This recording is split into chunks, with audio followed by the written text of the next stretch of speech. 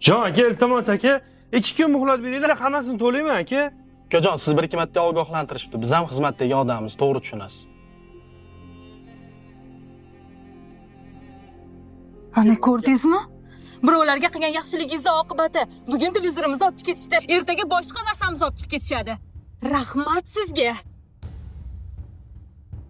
Shunaqa ham ishonuvchan, sodda inson bo'ladimi-ya? Ro'zg'orimiz ham taqillab ketdi shu kreditning orqasidan. Topganingiz yarmi shu kreditga ketsa, umuman hammasi shu kreditga ketsa, qayerdan topgansiz shunaqa oshnani? Urto! Qara, yangi penal oldim, zo'rmi? Qayerdan olding? Senda bunaqa penal yo'q edi-ku. Mas'uranikini qo'llab oldim. Yana shunaqa qildingmi? Ha, bo'pti, hech kimga aytmayman, yur. Sizga gapiryapman, eshityapsizmi?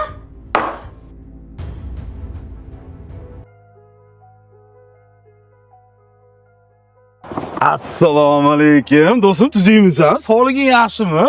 Qora, sen ham o'rtog'imisan? Qilgan ishingni qara. Sani deb o'yligim ham qolmadi. Uyimda yetmaganlik bugun televizorimni ham olib ketdi. Bir minut, do'stim. Bu nima deyapti? Mana yangi kredit chiqaryapman. Uyimni qo'ydim oshda. 300 million. Shu kredit chiqadi do'stim. Birinchi o'rinda senikini hal qilaman. Uni buni qo'y. Nima deyapti? Qulluq olsinmi? Boshim ko'raman men seni mashinangni, undan ko'ra televizorimni olib bermani. Sani kasringga meni uyimdagilar qiynalyapti. Vijdoning qiynalmaydimi meni qiynab turib mashina minib yurgani?